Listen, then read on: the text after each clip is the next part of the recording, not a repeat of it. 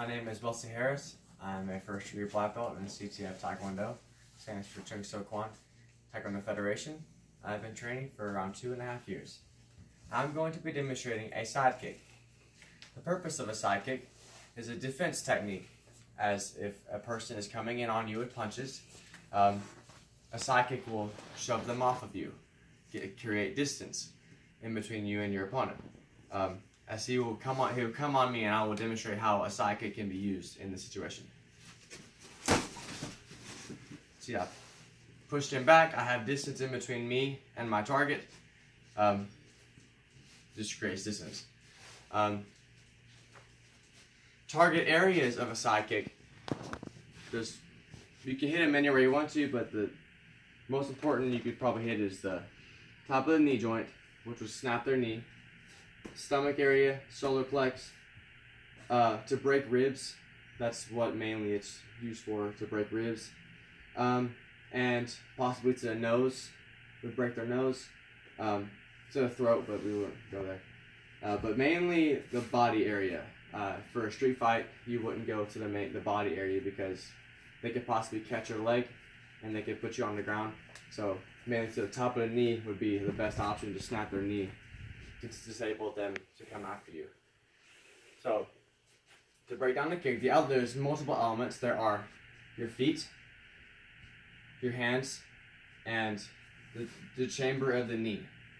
Now these three, when put together, will be a perfect side kick. To start off, before you throw a side kick, you're going to bring your knee up, and as you do this, bring your knee up as high as you possibly can, with also looking at your base foot. The base foot is very important. The base foot allows you to thrust your hips forward, and it also keeps balance, as well do your hands. But we're talking about the base foot right now. So the base foot keeps balance. That way you can thrust your hips forward into your target, pushing them further away. Moving on to the knee. Once you bring your knee up, the higher you bring your knee, the more distance you have in between you and your target, meaning you have more acceleration distance to push your leg through the air. If you're here and you don't chamber your knee properly, you chamber it here, I can't kick him with that. You have to bring your knee back here so that you still have all this distance between here to push and to get the kick correctly. Once you successfully kick your target, you're going to want to bring your knee back into position, mainly because it keeps balance, and also you can kick again, or you can set your foot down and have control over your foot. If you don't do that, you lose control of your foot, which Jacob will now demonstrate. If you do not rechamber, this was what can happen. You'll kick and get a counter attack. Meaning I was pulled this way when he shoved my leg down. I was pulled this way. He came around the side, hit me right here. I was open. There was no defense behind that. The other element of this is your hands. As you kick, you're gonna want to, as you bring your chamber, you want to keep your hands up. If you don't keep your hands up, this will force you to go backward. Which, if you're like this, it just forces you. It just feels natural to come up here. Also, it leaves you balanced, and it leaves you be able to defend against punches coming in on you. So as you kick, hands up here, that also maintains balance here.